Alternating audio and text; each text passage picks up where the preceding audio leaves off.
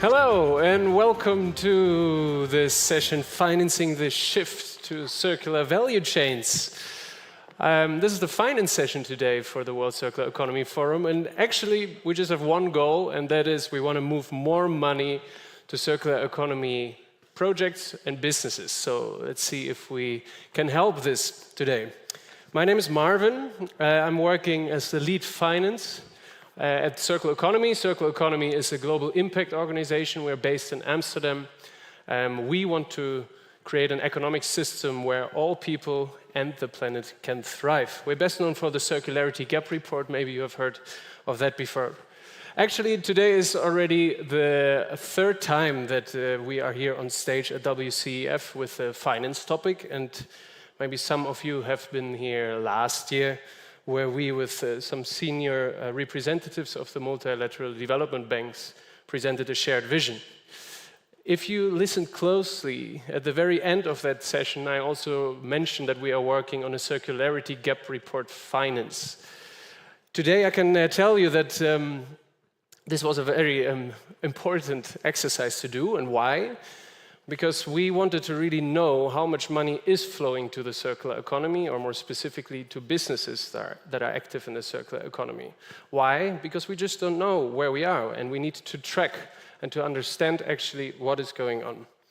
So I have a little bit of a sneak preview today for you on this, and this might be a bit of an overwhelming graph, but sometimes the financial capital flows can be a bit overwhelming. So we released the executive summary of the Circularity Gap Report Finance already, and I'm not going to dive too deep into it because, as you can see, it can be a bit overwhelming. We did this exercise together with KPMG and the International Finance Corporation. And I just want to highlight basically two things on this. And that's first, one of the main insights that we have is that money is not flowing to where the impact is. How can we tell? We saw that, especially, you can look at transportation here, for example, is that most of the money is flowing to very conventional business models. Why transportation? We saw that most of the money is, in the end, car repair, car lease, which, in theory, are probably circular business models, but are those really the ones that really make the impact? That's the question. We did also see that if you look, for example, at the built environment, where we know from the Circularity Gap Report, from the Global Resource Outlook, we know that there the most impact could be made because it's a very resource-intense sector. We see that a very, very tiny fraction is just focusing on the design and production phase, while there is actually the most impact to gain. So, for example, more bio-based materials and so on. The second thing that I really want to highlight is that in general, and you cannot take this from this graph, we see that less than 2% of global capital flows is going into circular economy activities. That while actually every activity has some relation to resources. So this is a bit shocking. We also see that there was an overall increase of capital, of money flowing to circular economy since 2018, but it also peaked in 2021 and then, declined again. The question is, of course, why? We think that one of the main reasons is that the economics of the circular economy, unfortunately, often still do not work out. Why? We do not value resources accurately. Too many things are externalized. A second thing that we really see also in the financial sector is that the risks related to resources, supply risk and so on, they are not really being accounted for in existing risk models. And last but not least, I just think that the opportunity is not really understood. And maybe you already knew all this, but you definitely now have the evidence and the proof of it, so feel free to download it. The full report will be launched in June. And now, without further ado, let's get a bit more practical, because it can be done. The circular economy is being financed, and we are seeing more interest from the financial sector and from businesses in the topic. And let me just paraphrase Paul Atkins from yesterday, who said, finance is easy. It is easy. Often it is made a bit more complex. But there's one thing that I would like to add is, and that is the financial sector is not so easy. It can be very complex, and it can be especially complex for businesses who struggle to find the right financial instruments and the right financial institutions. That's why today we are going to learn from 3 different cases and examples what and how financing can actually made happen and what challenges are also being encountered. So let me first welcome the 2 speakers on the left. That is Manuel. He is the president of the Department of Environment and Sustainability of the Industrial Union of Buenos Aires province. And he will speak together with Patricia. And Patricia is the president of a small company, and I practice the pronunciation with her, Gonsalva, yeah? And she's also the vice president of Global Compact Initiative in Argentina. We will have a conversation a bit. Then the second example we will be discussing with Xandra. There will also be a video first, but Xandra, can I welcome you on stage as well? She works for InvestNL, and I finance the company called Avantium. You will get an introduction to the company in a bit. And then at the very end, we will have Marcela and Luis. Luis is the CEO of Prolade, a sustainable palm oil product producer. And Marcela works for IDB Invest, the private arm of the Inter-American Development Bank. And they co-finance this. Why do we have these 3? Because they are actually 3 different sized companies and 3 different kind of financial institutions. That's why I said the financial sector can be confusing. So we first talk really about small, medium enterprises. We talk a bit with Sandra about mid-sized scale-ups, and then we have the multinational that were financed with help of the multilateral development banks. So let's start with, I'm not sure if that's the right one, but let's focus on the small and medium enterprises. Manuel and Patricia are going to discuss this in Spanish, so you need to put on your translators thing, if you don't speak Spanish.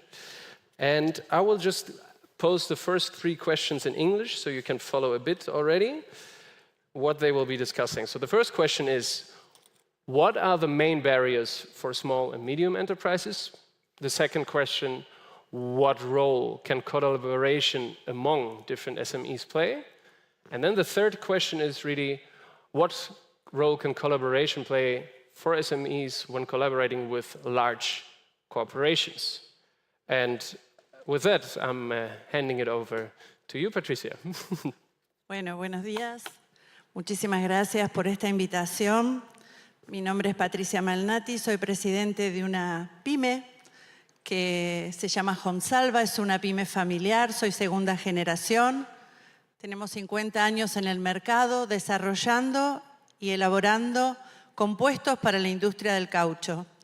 Nosotros fabricamos mezclas, compuestos que después serán usados para toda la industria que fabrica productos de goma.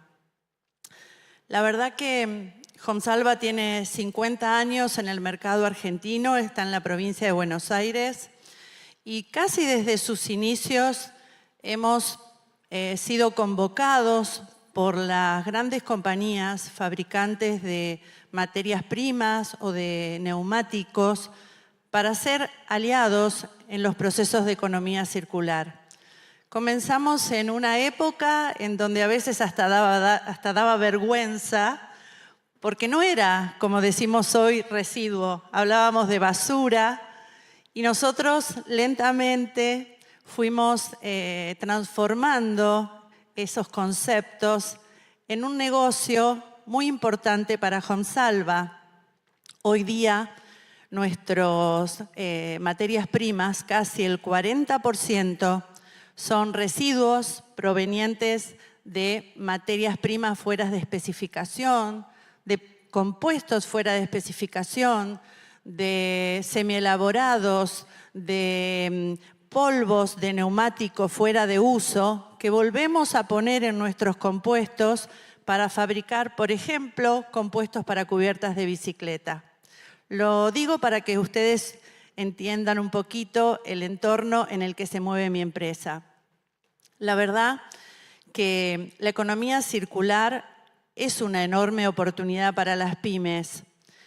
Es un enorme aprendizaje. La verdad que el comienzo, los inicios son muy difíciles, en especial para las pequeñas pymes. Como ustedes saben, hay una enorme brecha entre pymes. Tenemos pymes de 20 personas, pymes de 100 personas y todas tenemos desafíos distintos.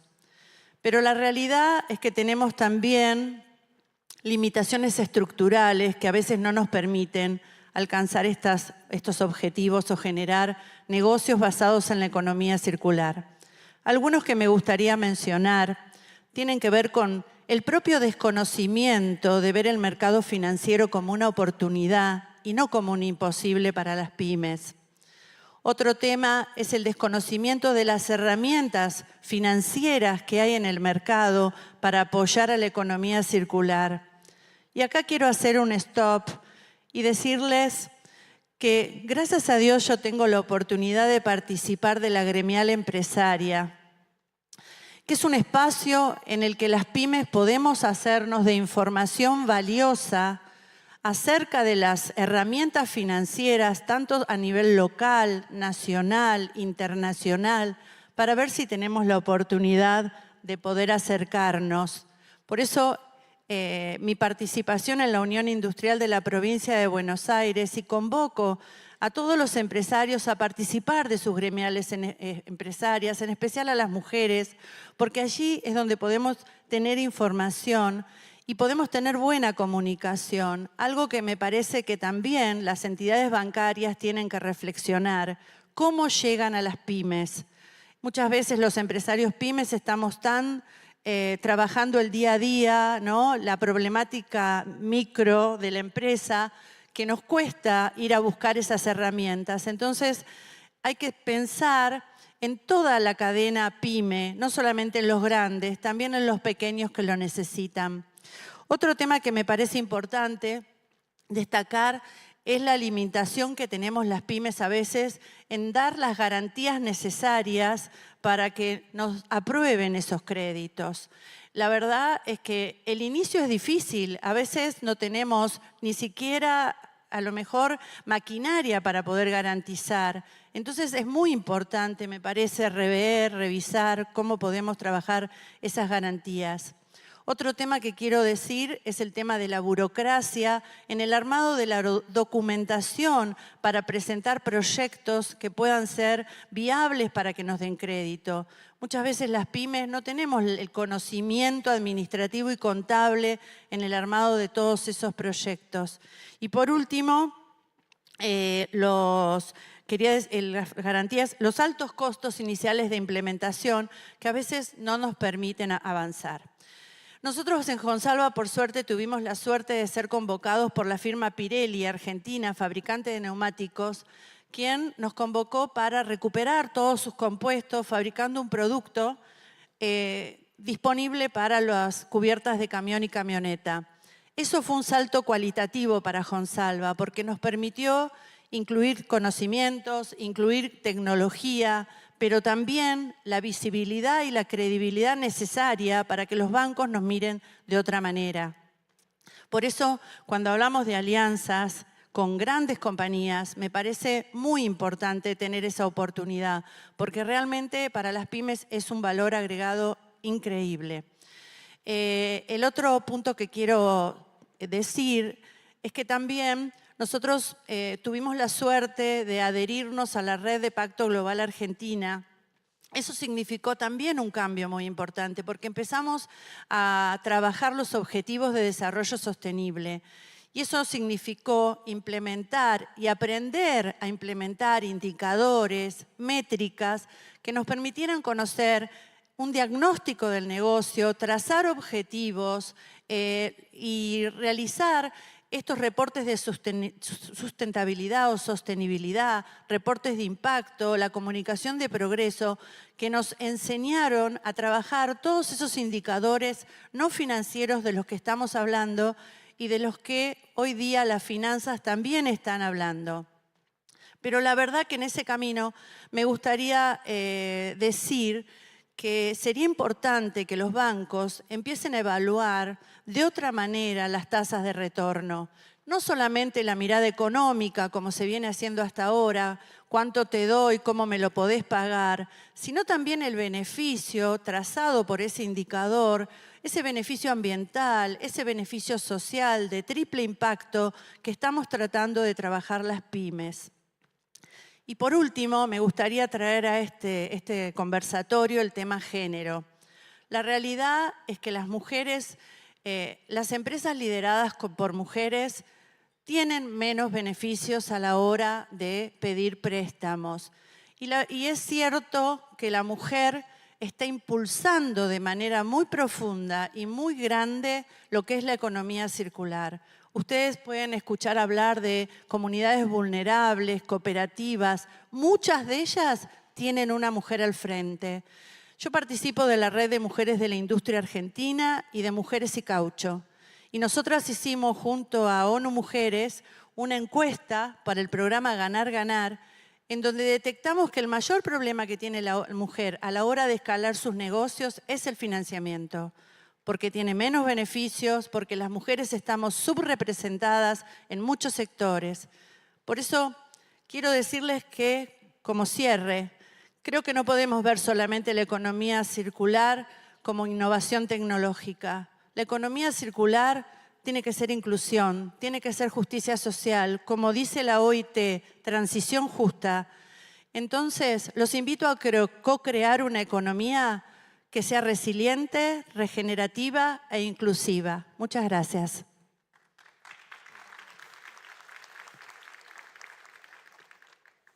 Bueno, muchas gracias. Un gusto estar acá con ustedes. Gracias a los organizadores.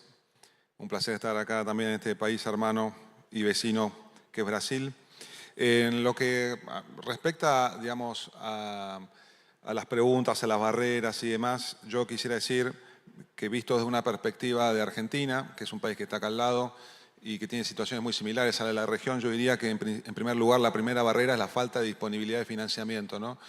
Solo para darles un dato concreto, para los que no conocen en detalle la situación de Argentina, hace 2 años Argentina tiene una inflación anual de 250% anual y un riesgo país de 2.000 puntos, con lo cual obviamente bajo esa situación macroeconómica era muy difícil conseguir cualquier tipo de financiamiento. El financiamiento se lo llevaba el Estado. Bueno, por eso ahora estamos con un nuevo gobierno, independientemente del color político, lo que quiero decir es que si la macroeconomía no está ordenada en cualquier país, obviamente la financiación nunca va a llegar, y menos a las pymes. El otro punto me parece importante como barrera es la falta de incentivos fiscales y la falta de adecuación o de marco normativo adecuado, ¿sí?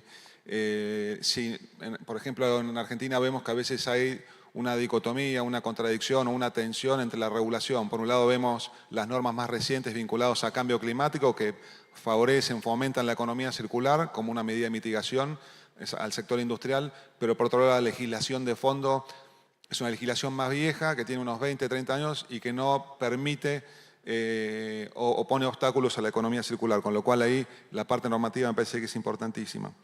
Por otro lado, me parece que una barrera que creo que es algo común en general a nuestra región es la falta de conocimiento del management en temas de economía circular, ¿no? Si uno ve la currícula de las escuelas de negocio, no hablamos de economía circular, no hablamos de cambio climático, no hablamos de sustentabilidad. Me parece que ahí tampoco le podemos exigir a nuestro management cosas que no conocen, en general, ¿no? Obviamente. Pero creo que respecto a las soluciones, me parece que hay un enorme potencial respecto a la sinergia que se puede hacer entre las cadenas de valor. Ahí tenemos ejemplos positivos en mi país. Menciono uno simplemente que es muy conocido, que se llama ProPymes, que es una iniciativa realizada por el grupo Techint, que es un líder productor de acero en Argentina y en toda la región, y que fomenta justamente la sinergia en toda su cadena de valor, y es un caso exitoso. También el apalancamiento financiero, ¿no?, de grandes empresas con las pymes para lograr líneas de crédito, fondos verdes, etc. La economía colaborativa, ahí creo que la colaboración intersectorial, la colaboración entre las industrias que están en parques industriales, que es una modalidad muy común en nuestros países y donde ahí se puede hacer colaboración concreta, sinérgica en los procesos productivos y también en la financiación y en la reducción de costos. Colaboración con las cámaras empresariales, como la Unión Industrial y otras que existen. Y también colaboración con los institutos científicos o de investigación o de innovación. Ahí simplemente les quiero contar como dato nomás porque me queda poco tiempo, pero fíjense, Argentina es el país de Latinoamérica que más premios Nobel tuvo, ¿sí? Tuvo 5. Con lo cual, lo que quiero demostrar es que hay también institutos tecnológicos y científicos muy importantes, que hay que aprovecharlos también y que estén focalizados en proveer soluciones concretas, por ejemplo, para promover la productividad, para promover la innovación, etcétera, etcétera. También el rol de los gobiernos, creo que por acá está presente y me alegra de ello la ministra de Ambiente y de Economía Circular de la provincia de Córdoba, que es una provincia muy importante, muy industrial de Argentina. Y fíjense qué importante que hay un ministerio que se llama de Ambiente y de Economía Circular, es decir, la importancia también de la colaboración público-privada, ¿no? También lo vemos en Argentina con algunos municipios, que es la entidad más concreta y más local que tenemos en Argentina. Por ejemplo, les cuento el caso del municipio de Tandil, que está en la provincia de Buenos Aires, que se quiere posicionar como un distrito de innovación, donde hay unicornios instalados ahí para promover innovaciones, economía circular, etc. Creo que también es fundamental el rol de la cooperación internacional, ¿no? Yo comento ahí, por ejemplo, el rol de las cámaras, que era una de las preguntas. Hace unos años hemos tenido casos exitosos de cámaras sectoriales, como puede ser la metalúrgica o la producción de alimentos, con la cooperación internacional, con la cooperación de Alemania, GIZ, donde han hecho diagnósticos o roadmaps sectoriales para promover la economía circular. Y por otro lado, como decía, creo que la realización de encuentros y la concientización y sensibilización y educación del management, de los directores de empresas, ¿no? Sean chicos o sean grandes, y con esto yo termino. Normalmente en un país donde la macroeconomía no está ordenada, obviamente al empresario y especialmente al empresario PYME le interpela lo urgente y no lo importante, o la coyuntura y no lo estratégico. Entonces, a mí me parece importante ahí también este foco de ver lo estratégico y la cooperación internacional, el financiamiento y también el financiamiento que pueden dar los bancos públicos, que es algo que está apareciendo ahora nuevamente en Argentina, afortunadamente. Creo que es muy importante y puede dar una solución. Muchas gracias. Yes, thank you so much, and also thank you to the translators, very impressive. So next time I'll speak Spanish, I hope. So to conclude, I mean, what I heard a lot is collaboration, and that is among the SMEs also, but especially also collaborating with large corporations to get more credibility, even maybe access to guarantees and so on. I also heard that SMEs should also talk to the financial sector and to banks and so on, and the other way around. The banks should also consider more SMEs. And last but not least, I very much heard we need to empower more women, which is always a good idea. And I think today we strike the gender balance, right? So that's a good start, I guess. So yeah, thank you so much for those insights, especially from Argentina. And A vos, Marvin, muchas gracias. Thank you. All right, so maybe the SMEs have already learned something from that. We're now moving a bit more to the larger corporations, the scale-ups and the mid-sized. And after those great insights, we now have a short video of a company that actually makes plastics and green chemistry in general from purely renewable materials. So it's called Avantium from the Netherlands. And we have a brief video to introduce the company. If we all took a moment to listen carefully and ask the Earth, what does your future look like? This is what she'd answer. The fossil fuels it took me 300 million years to create are almost entirely gone after 200 years. So what are you still looking for inside of me? Get your heads out of the ground and look for growth where you will always find it. Once you discover the potential there, we can all really start making progress. We are Avantium, and we've listened carefully. We invent wonderful things, like plastics that aren't made from oil or gas, but from plants, wood chips, and even CO2. They're lighter, stronger, and better for everyone. That's green chemistry. Renewable chemistry. We're going to change the world. And this is just the beginning. Do you want to be part of it? Because the future of plastics lies above the ground. The only way is up. Avantium. Hello, my name is Jaap van der Velde and I am Finance Director of Avantium Renewable Polymers. At Avantium, our mission is to lead the transition from fossil-based to sustainable plastics and materials using renewable feedstocks with a team of 300 passionate professionals. Our headquarters, state-of-the-art labs, and pilot plants are operating in the Netherlands, and we are currently starting up the world's first commercial FTCA flagship plant. We'll be opening the plant. 10, 9, 8, 7, 6, 5, 4, 3, 2, 1. We are at the forefront of developing technologies that transform renewable resources into valuable chemicals and circular plastics for consumer products. Amongst our achievements is Relief, or as it's called, PEF, a 100% plant-based polymer that not only is sustainable, but also offers exceptional performance and full recyclability. Key to the success of funding the company lies in the business case, which can not only rely on sustainability. Our product is not only green, but also cost competitive and provides key performance advantages compared to its fossil-based competitors. As we attempt to commercialize a highly innovative technology and construct a capital-intensive flagship plant, many traditional financiers deem the investment risky. Such innovative large projects can take longer, cost more, and have an uncertain outcome. Hence, key to success is a combination of the aforementioned sound financeable plan, many years of evidence gathered in our pilot facilities, and a range of partners throughout the value chain.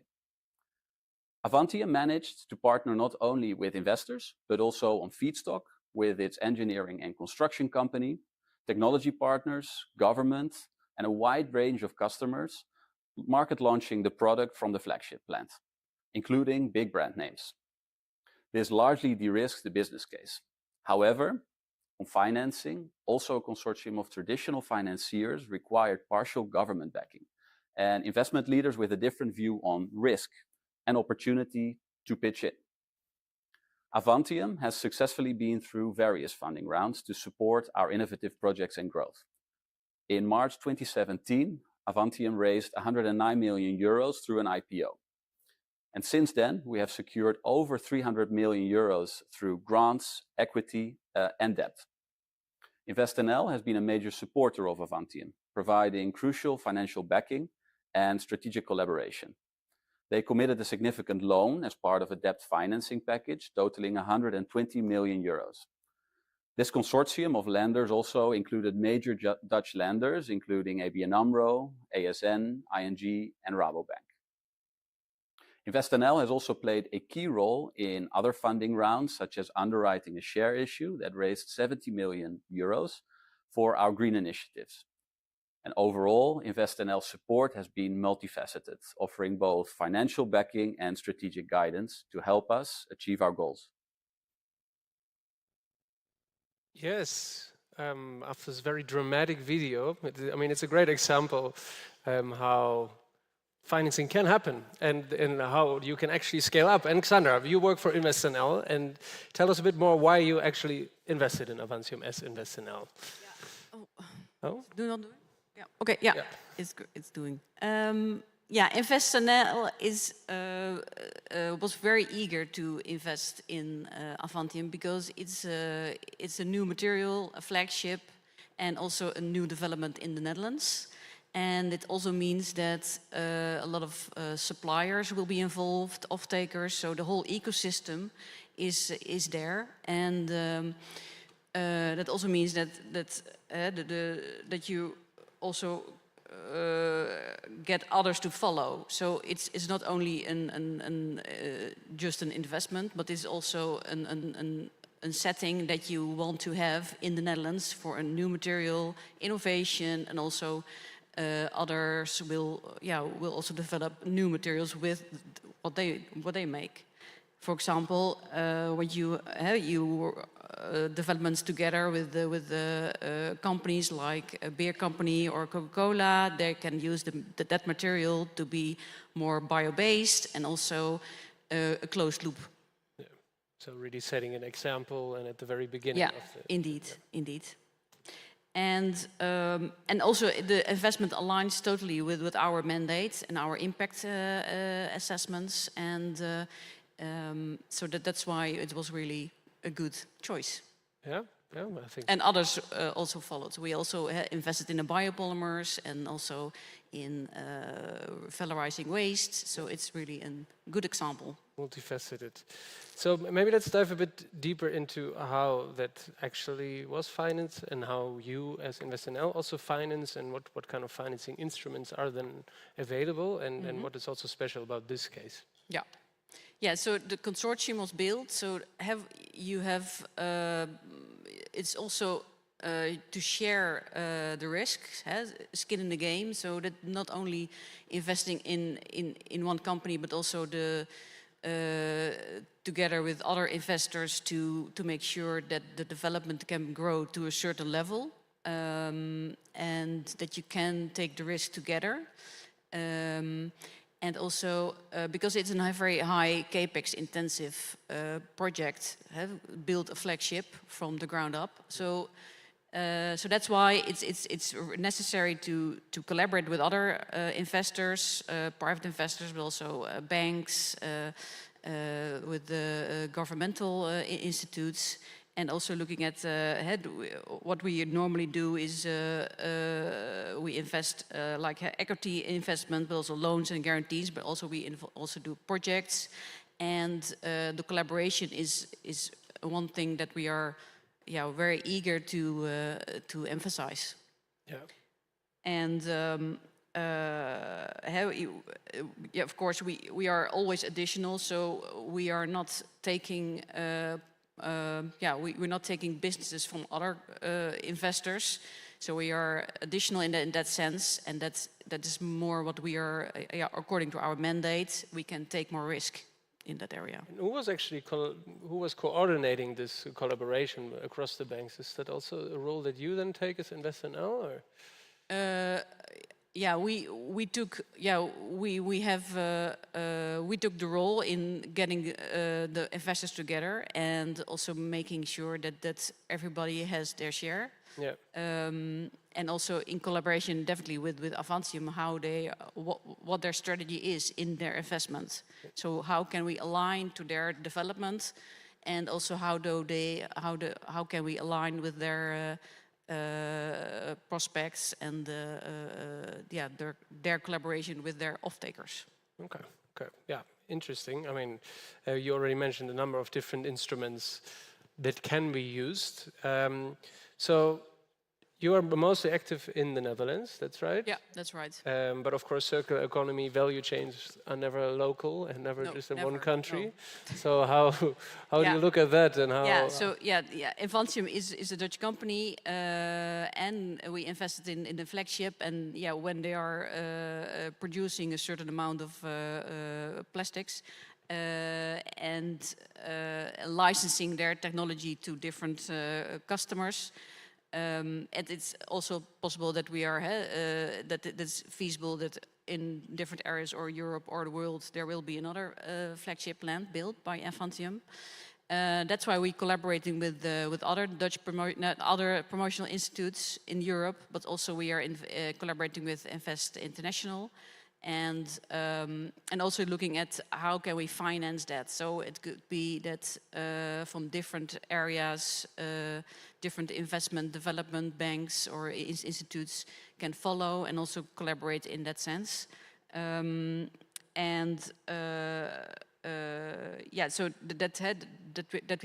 that we partner and also bridge the gap for expanding their industry. Yeah. Yeah, I mean, that's, I guess, also the reason why you're on stage. You also want to share the insights outside of the Netherlands. And you mentioned the joint initiative Circular Economy, so that's the national promotion banks. We also joined that because we want to reaffirm our circular economy, and also together with other promotional investment banks in Europe, to really you really have the aim to get the circular economy running, and also developed in an impactful way. So That is one thing, but also looking at different instruments in financing, also learning from each other. How can we finance a certain scaling in the industry, but also looking at new business models, and really learn from each other, and also collaborating in how the policies is according to can be applied, and also to the environment, what investments world is. Yeah, that's a topic that we've heard, I think, already yesterday and today. A lot, of course, policy plays a big role as well. So thanks for this, Xandra. And just to conclude again a bit. So we see again, collaboration is key. In this case, it was really a consortium of financiers that had to come together to really lower the risk. You mentioned a number of different financing instruments, so relating back to the financial sector can be complex. There is sometimes you need equity, sometimes the blended finance you need to basically make it going. Sometimes guarantees and so on. I think that's a very important lesson. Also, just having a public party like yours that can take a bit more risk involved in this kind of financing. And that is I think that is a good, very big disadvantage, that we can take more risk. Yeah. And also we are looking at the public, but also private investors. We're working with the private equity. We were working with other parties, we are trying to develop the circular economy on a level that is scalable, and also for a lot of people in the area that it's workable. Yeah, great. And I mean, a lot of lessons learned. On Friday, we also have another accelerator session on the topic, really sharing those learnings in more depth. Talking about public finance institutions, we move now to really the multinationals and the role of multilateral development banks, if I do it correctly. So, hey, Marcela, Lewis. So you work together a lot. Lewis, you're the CEO of Prolade, and IDB Invest, the private arm of the Inter-American Development Bank, a multilateral development bank. You co-financed Prolade. Marcela, you too. You want to join and tell us a bit more about your journey, and what the challenges were, and how you actually made it work? Yeah, thank you, Marvin, and hi, everyone. It's a really pleasure to be here today with all of you. And I'm very excited that we can share with all of you our experience with Prolade, because I think it's very inspiring for how circular economy can work in different sectors. You know, when many people start talking about circular economy, it's something in there that all people are always thinking about: recycling, waste management, and water treatment.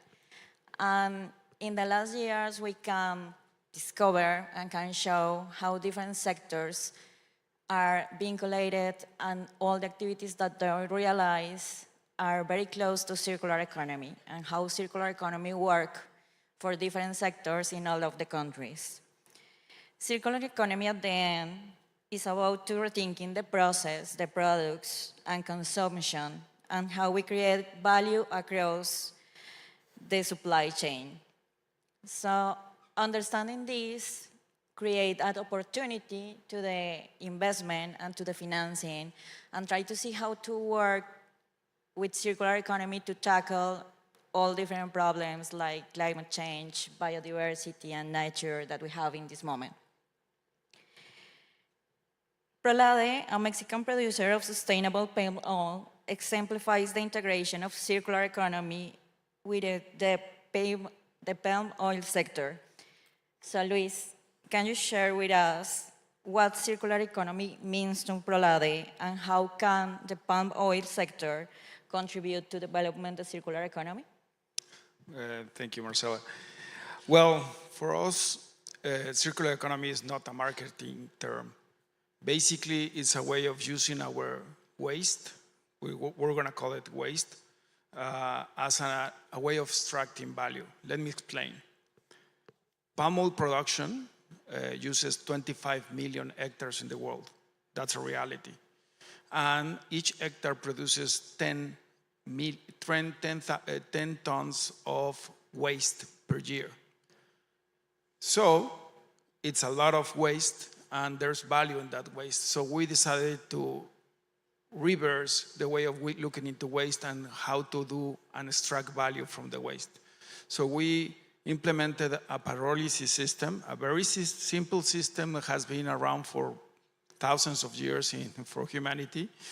And we produce biochar. Again, biochar has been in the world for many, many years. Actually, here in the Amazonians is where everything started. And biochar has 3 characteristics. The first one is that it contains the carbon for thousands of years. The second is that if it's put in the right type of soil, improves the nutrients and improves the way of microorganisms live in the soil, so we improve the soil. And third one is that you don't have to put that much fertilizer into the soil because you have more microorganisms. And at the end of the day, that means that with less fertilizer, you will have exactly the same results. So just to give you an idea, if you do this pyrolysis system in an hectare, you would receive around $1,000 to $2,000 of extra income for that hectare. That's a huge amount. It's even more than what you receive in soybean or whatever crop you can put. 60% comes from the carbon credits, the corks. It's permanent sequestration, so that's why it's so valuable. The second comes from the cost avoidance of the fertilizers. And the third one is that your yield is going to improve. So if you put biochar in a soil, you will have between 20 to 30% extra production or yield. That means 6 million hectares of land can be reutilized for other purposes if we can do something about it. So at the end of the day, it's a way of doing a margin expansion thanks to the incorporation of pyrolysis into the system. And it's not a marginal error. Just to give you an idea, if all the palm oil industry converts into biochar all their waste, the pollution of 30 to 50 million cars can be avoided. It's not a marginal error. It's important for the environment. Thank you, Luis. And I think that it's important to mention that Prolade is not only biochar, because you do a lot of things related with waste, water, and energy in your process. So I think it's a very good example of how circular economy functions alongside the oil product and on all to the supply chain, and how you take from waste that you produce and enter this like a new product. And you are the first in Latin America in the sector palm oil that doing that, no? So yes, exactly. We also use the water that comes out of the system. We can produce methane, and we're producing electricity out of this. And anything that we can use to reduce cost, and that's what is very important. It has to be done at the end of the day. And we're not alone. Sugarcane, rice, coffee, forestry, all of them have a huge amount of waste that can be transformed easily and with not that much money into valuable things. Okay, we know, and I'm sure that all people here know that adopting the circular economy face barriers for many companies. One of them is the lack of financing, and of course, the risk that we identify in these kind of projects, because it's very unknown, and you know, the financial institutions, not all are ready to work with this. So that is the reason that in the IDB Invest, we start working with you and try to identify different financial instruments. And last year, we give you a loan for $50 million with the Canadian Climate Fund for the private sector and Finland LAC Climate Fund for a blended finance facility for Prolade. Can you share with us some of the experience about this how difficult was this process, and how do you think that this can be replicated for other companies not only in the pulp sector? I think this is open for different sectors. I would say that all the circular economy projects have 4 challenges in front of them. The first one has to do with CapEx. CapEx comes upfront. So at the end of the day, you have to invest without any revenue, sometimes any idea if it's going to work. The second one has to do with a mismatch between the expenses and the revenues, because at the end of the day, it's going to take a while to have all the revenues, all the impact into your income, to be able to pay the loan, to pay your investors, or whatever structure you decide. The third one, and it's only for the circularity projects that are based in carbon credits. Carbon credits are not a sure thing.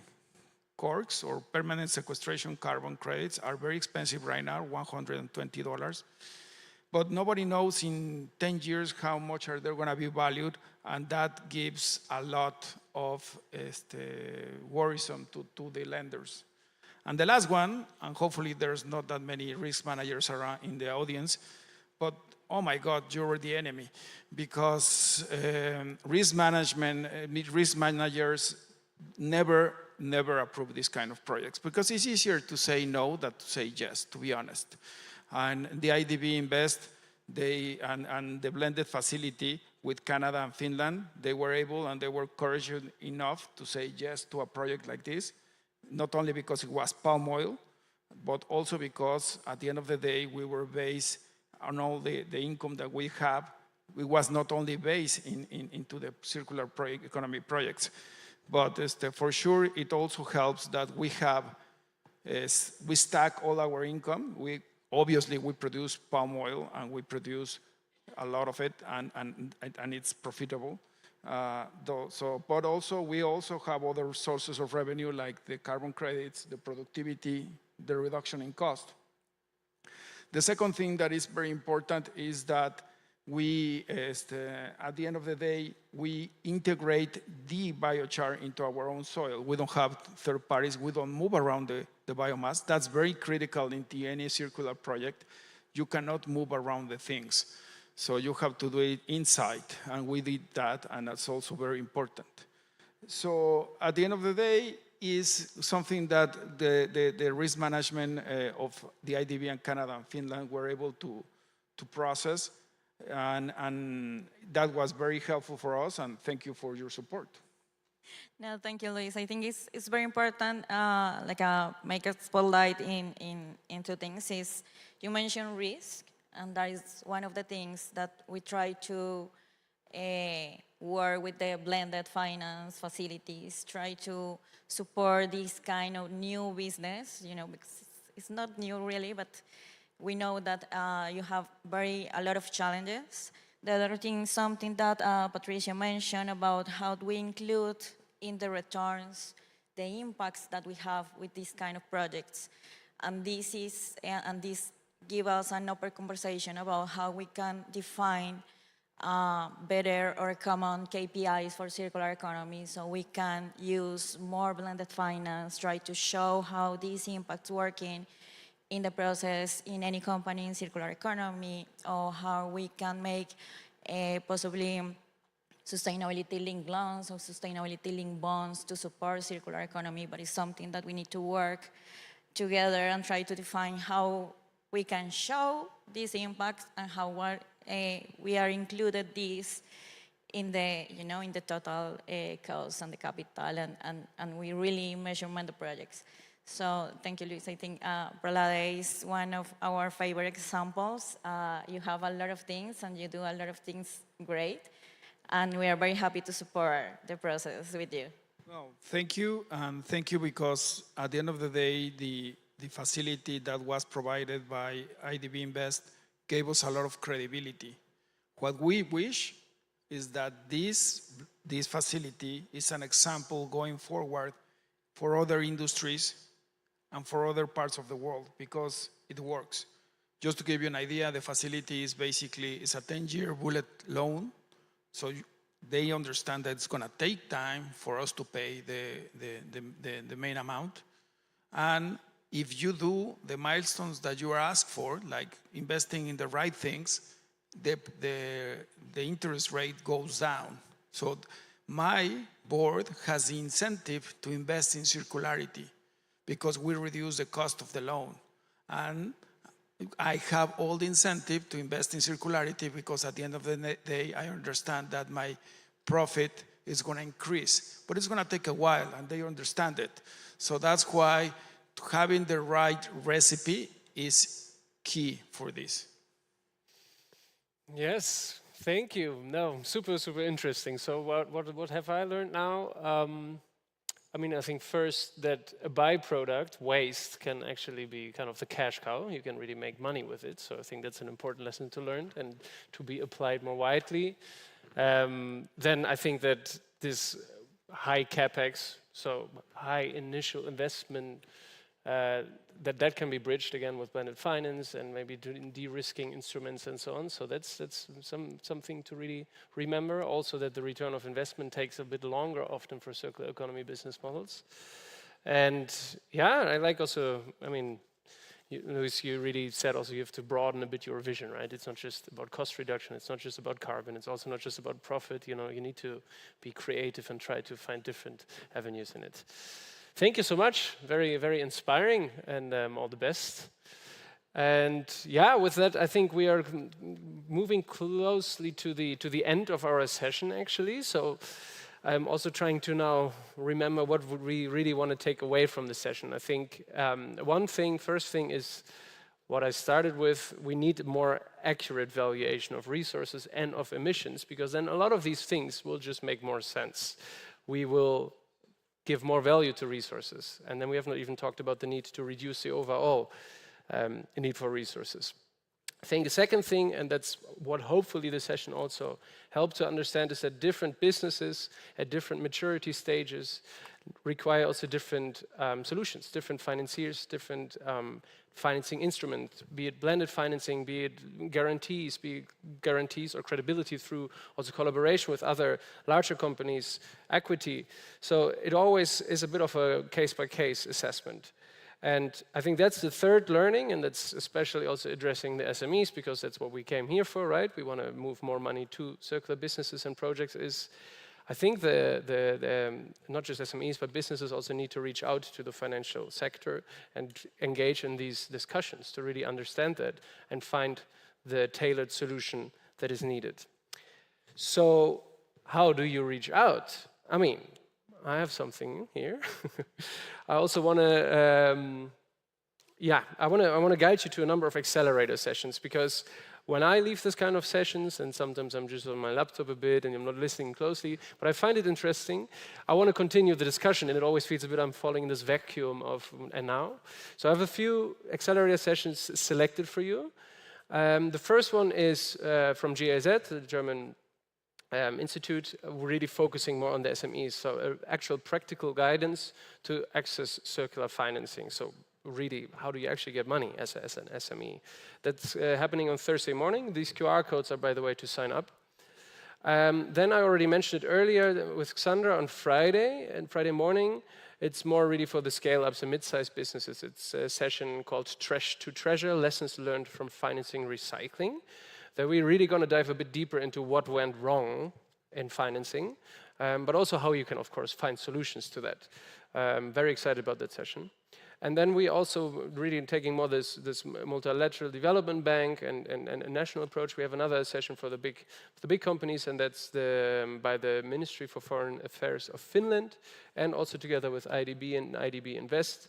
It's international financing and funding for global circular economy business opportunities, taking place on Thursday, which is tomorrow at 12. There's more. There's also our friends from the United Nations Environmental Programme Finance Initiative. They have tomorrow an entire day really focusing on the topic, and also going to release a paper on this topic. So yes, feel free to join those sessions. In the end, I hope this was a bit inspiring, and we will move some money to the circular economy. And with that, I want to thank you my great panelists on stage, and everyone who was here. And let's make the world a bit more circular. Thank you.